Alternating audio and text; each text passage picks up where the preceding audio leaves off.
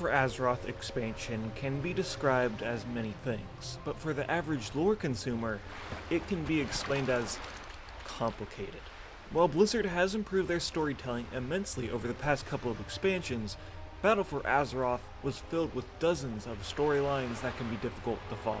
It's like, okay, so there's a giant sword in the world, but there's also this powerful resource called Azerite, but there's also this synthetic old god created by the Pantheon to use as an experiment. And he has oh wait, also we're fighting, he dies, oh no. Hey, also I hear there's a log and a King Rock. Jesus Christ. Use these relics to consume all of Azeroth. Mom, so What the f is that thing? Oh, and then we go on a cruise boat, and then we fall into also this giant Raden hole, is which here, magic and hey, look, time. the giant Jhaman sword is is there, still in Azeroth. Azeroth. Oh, hey, He look, helps Elkins kill him. also Also, actually is is here dead for some for reason, sure, and just dies. died. And And all of a sudden, and now What the fuck, dude? and now Sylvanas is uber powerful and ripped a hole through space and time to the Shadowlands. That's about right. How did we get here? That's about right. Why is Sylvanas so powerful? And out of all of this lore, what is important for you to know to understand Sounds about what right, is dude. going on in Shadowlands? Fishing content Well, was up, to answer Grace. those questions, we are going to need to go back a couple of expansions. Oh God. Sylvanas used to be alive, but during the siege of Kothalas, she did a kick-ass power slide right in front of Arthas and was turned into a bandit. Eventually, she'd become the leader of the Forsaken, and it was her life's, well, undead life's mission to kill the Lich King for what he did to her. That's true. Jump to the wrath of the Lich King, Tyrion Fordring, and the player characters killed the Lich King. Nice. That was me. The problem That was is, me, guys. I there did must it. always be a Lich King. I did that. I did 25-man heroic Lich King. Server first, guys. Server first. Let's not talk about the date on it, but server first. 25-man heroic Lich King right here. You're looking at it. You're looking at a server first 25 heroic Lich King raider. Don't want to talk about the date that we accomplished that on, but If the Scourge are left You're looking without at a 'em. leader, they'll just swarm across Azeroth in a frenzy. So Bolvar 4 Dragon chooses to sacrifice himself to be the new Lich King instead. Sylvanas was not able to see Arthas fall firsthand because What? Whoa, Sylvanas got an upgrade, boys. I feel like Sylvanas got a little bit of an upgrade in this video. Is this boob slider confirmed? New double D's. I don't think she's withering away and dying at all. I think Undeath has some special additives when you die. Apparently, some things you know. Fanfic's always degenerate. What the hell, Sylvanas? And look at her lips too. Why does she have such luscious lips? Isn't she like she's like a zombie, right? Have you guys ever seen a zombie with like plump lips? It's a little sus, guys, if you ask me. That looks a little sus to me. I guess she was stuck in traffic, I guess. And the Banshee Queen ventured to the Frozen Throne after, just to make sure that Arthas was dead. He was gone, so I guess he was dead. And the victory was empty He was gone, so I guess he was dead. for Sylvanas. In her undead life, she was depressed, but Aw. driven by vengeance. Oh, Now, she Oh, was just baby. depressed. So she threw herself off the Frozen Throne onto the spikes below. looks like a Kardashian. I'd hit it. His art provides insight into the artist. In death, Sylvanas only saw darkness. In the short story, The Edge of Night, Oh, she only saw darkness. Remember when Arthas dies, he goes, I see only darkness in front of me or something, right? And then they retcon that to be angels because he's an idiot. described as, there were others in the darkness, things she could not recognize, because nothing so terrible could exist in the world of the living. Claws tore at her, but she had no mouth with which to scream. Eyes looked at her, but she could not look back. This was to be her eternity. The endless void, the dark, unknown realm of anguish.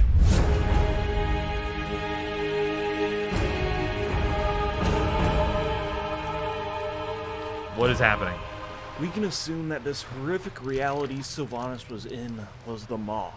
Okay. A realm in the Shadowlands where irredeemable souls are damned to live in anguish for all eternity. Okay. Within the Maw, Wait. Sylvanas was offered a deal by Wait. 9 vouchers. So the mall's for irredeemable people, right? So Sylvanas is irredeemable, and then we made her war chief.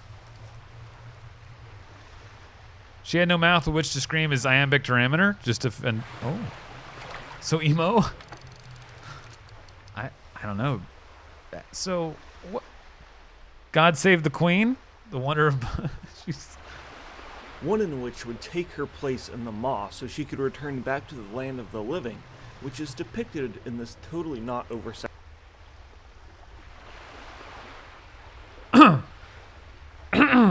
Horde confirmed evil, Jhaman 2020. Hold on, guys. I gotta do some research real quick. How do you print screen? What's the print screen button there? Okay. Sexualized art. Although this wasn't in the short story, we know that this is when Sylvanas got in contact with an ancient being called the Jailer, also known as Lord Evil, is it? Evil, actually. Lord Evil? What the fuck? Is his name really Lord Evil? Dr. Evil. The details about Sylvanas and the ruler of the Maw's relationship is still unknown, but what we do know Lovers? is they've made a pact Frenemies? with each other, and every soul that goes into the Maw makes the Jailer and Sylvanas much more powerful. Wait. You complete me. I love you. Now I with love a you. hidden motive to make herself more powerful. What the fuck, Sylvanas Platinum, dude? Dude, this guy is so smart. Platinum's hilarious, dude. Dude, oh my god, so funny. is brought back to our reality to live once more. Wait, okay, hold on. So, she says they say she's not evil, right? Like she has a master plan, right? Like she's doing something special that's not just Garrosh 2.0, right? Like that Garrosh just wanted to kill everybody that wasn't orcs, and she just wants to kill everybody. Is that the difference? Is that she doesn't have a limit? She just goes? I don't understand. I thought she was like good but evil, right? Like that she was doing bad things for like Illidan. She's doing bad things for the good right reasons. Isn't that what like? So she's like. So in my opinion, what's gonna happen if that's what they're doing? Which they might not be. They might have just given up on this whole idea. Is that she would have a redemption arc in Battle for Azeroth, and she would take her evil like. She would take on the mantle of I don't care that you hate me because I'm doing something to save the universe from the enemy, which the enemy would be the Jailer, right? Because she says like this life is a prison and she's gonna free us from the prison of life, which would bring us to the Jailer, who is literally named the Jailer. So she's trying to free us to put us in prison to the guy who's the Jailer. So I don't know what she's talking about when she says she's trying to free us. Cataclysm expansion happens, and nothing is important except Batman for rewrite? Garrosh calling Sylvanas a bitch. Nothing important happens in Mists of Pandaria. Warlords of Draenor happens, and truly, everything is pointless. The bitch. Legion happens, and demons are raging across Azeroth. In the battle for the Broken Shore, the Horde's war chief Vol'jin They'll give her an is infinite killed mitten by in a Shadowlands? random Felguard. In She's Azeroth's Vol'jin's true final protector? moments, a mysterious whisper invaded his mind, compelling him to make Sylvanas war chief. Scared trying to plus some new crap story to not be Garrosh 2.0? Turns out, this mysterious whisper was Muzala, Muzala. a Loa of death who serves the Jailer. With Sylvanas as war chief, she has a ton of sway in the fate of Azeroth, but before her plans can be put into motion, we need to defeat the Legion. The rest of the expansion involves doing just that. So Meanwhile, why did Vol'jin listen to Muzbuzba if he's like an evil Loa? Like, are there evil Loas? So if there's evil Loas, then wouldn't you as a troll have to learn to not listen to evil Loas? Or is it because he was so weak from demons that he couldn't determine where it was coming from? Or do you just listen to any Loa that talks to you and you just go, okay, that sounds right? So if one Loa says something to you, then you just immediately make someone war chief.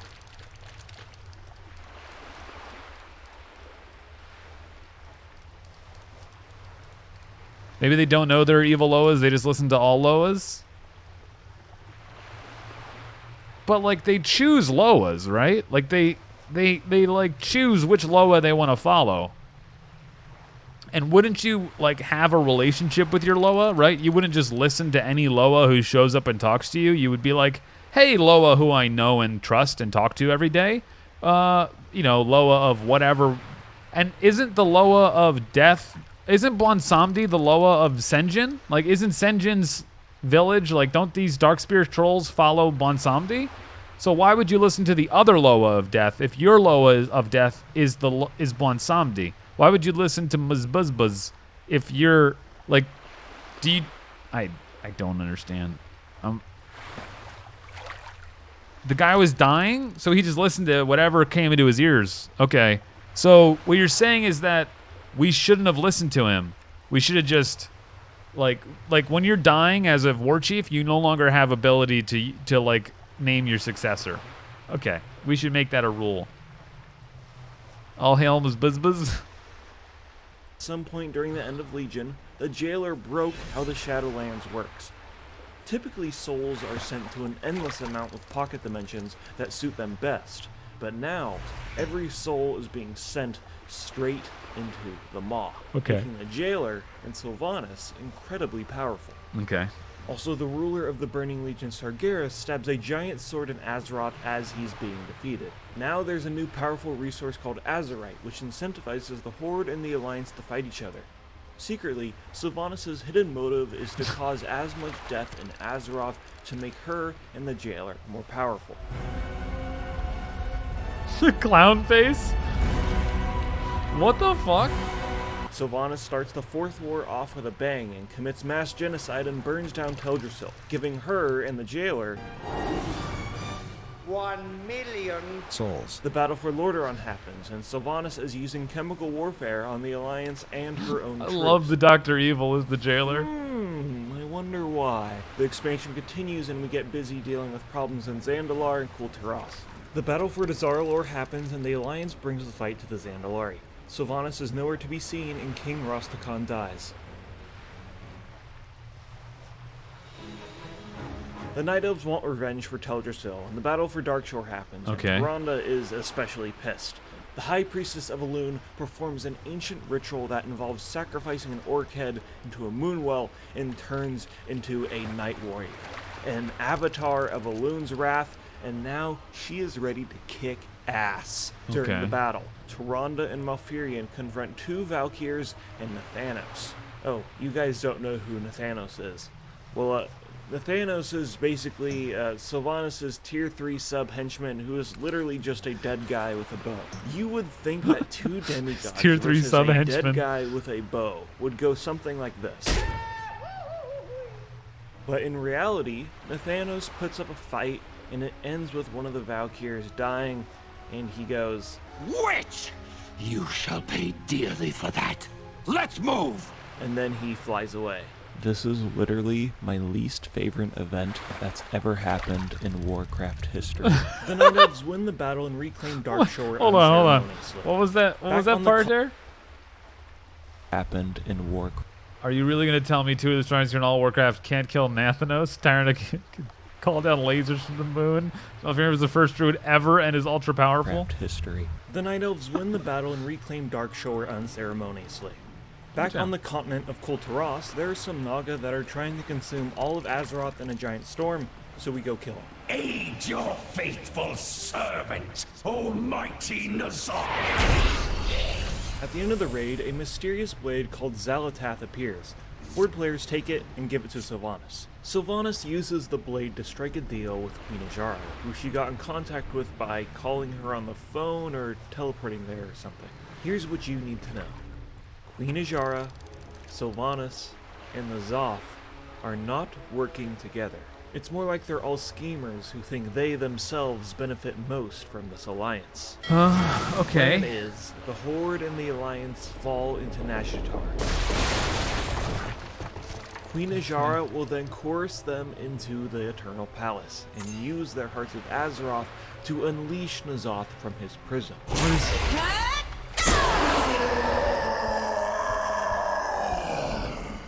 Then, she will drive Xalatath into the Old God, killing him and finally freeing herself from her master. Sylvanas benefits from this interaction by having all of the Horde and the Alliance champions dead. What Sylvanas and Azshara don't know is N'Zoth is the old god of infinite truths and can foresee all possible futures. He has been manipulating this event behind the scenes and knows Azshara will fail and he will be unleashed. This is the empire I have built. Oh, dude, I love his voice. Present. Future. Oh, that's so cool. But that is just the plan.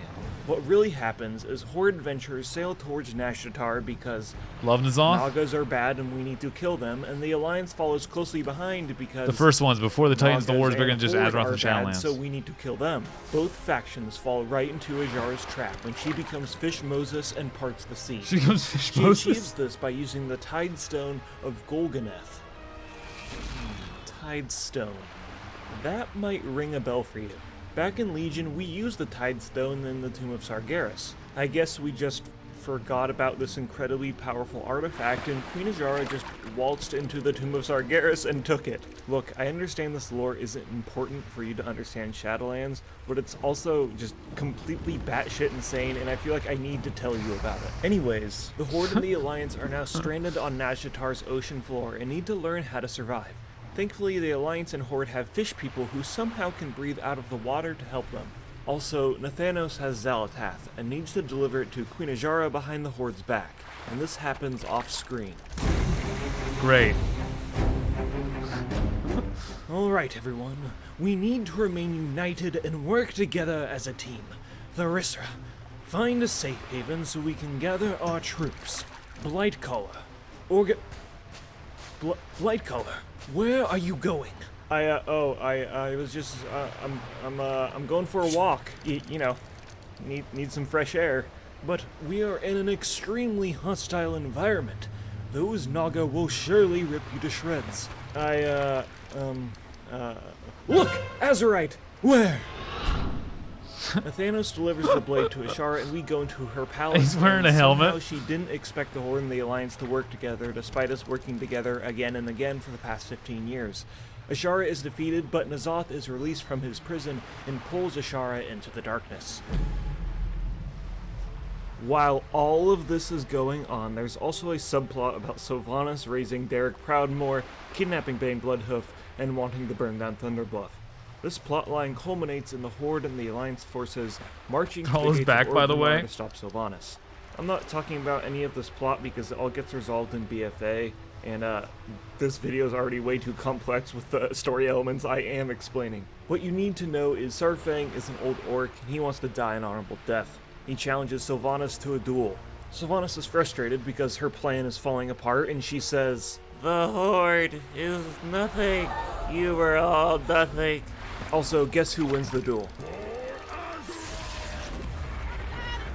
He needs some milk. After this outburst, Sylvanas is obviously not the war chief anymore, and she flies away like a cartoon villain. Sylvanas then hangs out in the Ghostlands, sulks, and explains her plan. My bargain with Azshara will yet bear fruit.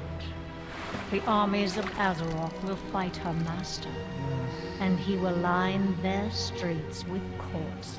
Okay. In the end, he too will serve death. What about the God of Death? Sylvanas' plan was for N'Zoth to kill everyone on Azeroth, and then she will enslave N'Zoth. Right. This marks the end of the Fourth War, and the Horde and the Alliance are best friends again. Beneath the gaze of a god. N'Zoth's grand plan after being released is corrupting two old zones God, he no looks one cares cool. about, and with the help from Stupid Sexy Rathion, we enter Stupid N'Zoth's Sexy home Rathion? called Nyalotha. Okay. I really hate when people say N'Zoth. Still in the cruel barb, stop wasting In DKP noob. Nyalotha, we help Queen Azshara, who is being tortured. She just death eatered Azshara away. says thanks by pulling Xal'atath out of her butt and giving it to Rathion. Then she kind of just exits stage left and we don't hear from her again. Wrathion uses Xal'atath to open a hole in the Zoth, and we defeat him by shooting a giant laser beam. He might not actually be dead, his essence might be in Xal'atath, but who knows? What we do know is Azeroth is now purified of all corruption, and somehow who I just knows? explained all of BFA without talking about Magni. Our world One needs step us closer Get to well, curing Jhaman. Azeroth. Champion Azeroth needs to see nearby. us. In the book Shadows Rising, a lot of stuff happens. All you need to know is the Horde and the Alliance are looking for Sylvanas. Sylvanas also ordered Nathanos to kill Bomswambi because he's been stopping troll souls from entering the Maw. Cha, what you doing here, man? It's not your time to pass on. Yet. and sending them to the troll afterlife, which is called the Other Side. Nathanos fails in killing Bobby Salami like the loser he is.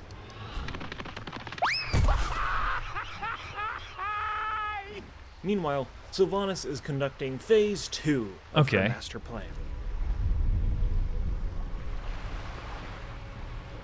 But no king rules forever. No, she's gonna kill Bolvar. That's right. Oh, she took the bullet, breaks the helmet. Fucking show, you done my fault. Paying your fucking mouth, mate. I'm a grown man. You sent me a message first, yeah? I live in Smethwick, Birmingham. If you want the fucking brawl, come down to Smethwick. That's for Danny G. I'll come to the house and I'll break your fucking leg. You know, bitch.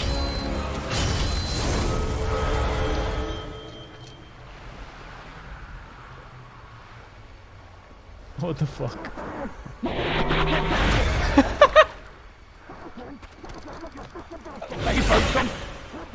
What the fuck is this? And then Bolvar gets his ass kicked.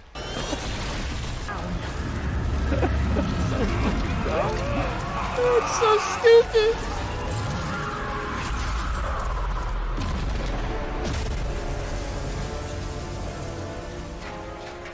With the Helm of Domination destroyed, the barrier between the Shadowlands is Fucking obliterated, bromies. allowing the jailer and his minions direct influence in our plane of existence. Also, since there's no Lich King, the Scourge have gone in a frenzy, and Azeroth has a cherry on top. First, we need to deal with this Scourge infestation, and then we need to delve headfirst into this unknown realm.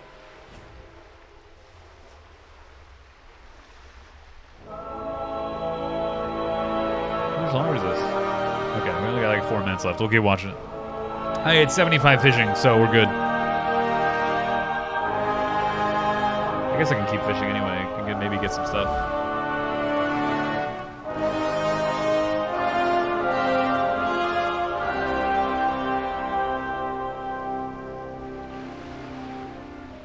With all of BFA's story out of the way. Jesus, that what was is all of going on BFA? in Shadowlands? Oh my god, dude. Well, BFA there's is an ancient being called the Arbiter. This entity judges all souls that enter the Shadowlands and directs them to their appropriate afterlife. Okay. If you live a selfless life where you sacrifice yourself for others, you go to Bastion. If you live the life of a mighty warrior who values strength, you go to Maldraxxus. If you live My question is, they said there's infinite universes, right? So does the Arbiter send people anywhere, or does it only these 4 that we get to see? Does she also send people to different places, or is it just these ones that she has control over? Is there because there's infinite pocket dimensions, right, for afterlife. So like all afterlives are real, right? Like everybody's afterlife that they have in their brain is a real thing. There's a real afterlife with that you can get because it's infinite. So there's infinite versions of afterlives. So there's an afterlife somewhere with an actual god, right? And he's like infinitely powerful and can do anything. And then like it from that pocket dimension, you could then, okay, my brain is going way too far with this. Then you could, like see Azeroth and see all your family and friends, and it would seem like you're interacting with original Azeroth, but you're actually interacting with the pocket dimension version of Azeroth and that pocket dimension god that is in charge. And then he could then, do things, and you'd think you're helping people and like interacting with people back in Azeroth, even though it's a fake version copy of it because it's an infinite version. Okay, all right, we're gonna back off on that. That tangent's going really too far. Top Secret Confidential coming soon. Okay. of a sinful, wicked life, you go to Revendreth to repent for your sins. And if you live a life with a connection to nature, you go to Ardenweald to help in the process of rebirth. These are just 4 of the limitless dimensions within the Shadowlands. Okay, limitless. But the issue is, mysteriously, the Arbiter has ceased to function, causing all the souls to drain directly into the Maw. Within the Maw, there is a constant flowing slipstream of souls, filled with the cries of ghostly agony as they are damned to feed the unsatiable hunger. So you're asking too many questions. It's pretty sus to me. Totally random side tangent here. Back in Hellfire Citadel, there was a boss called Gorefiend who gorged on so many Draenei souls that he became this obese monstrosity. I think Shadowlands would have been much better if the jailer was just like sitting at the end of the slipstream and he was just like this giant, obese, Jabba the Hutt looking dude, and he was all like, "Get in my belly!" Since all the souls are going into the Maw, every other dimension in the Shadowlands is starved of anima.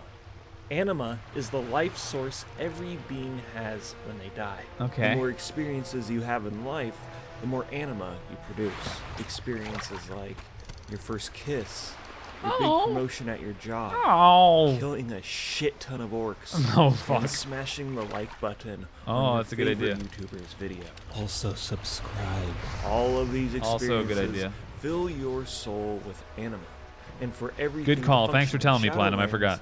Why was these I not subscribed to dimensions Platinum yet? But with the jailer gobbling it all up, all of the other zones are in a drought, and we as the player characters are there to help. And that is all the lore you need to know to start your adventure in the Shadowlands. Still I'll be making fishing? more detailed What's up, videos Grace? about the lore and the We're almost expansion done. after it I'm is 75 released. skill now, but we're waiting till Hope the you guys video's are over and then we'll go excited as I back. am, and I'll see you later.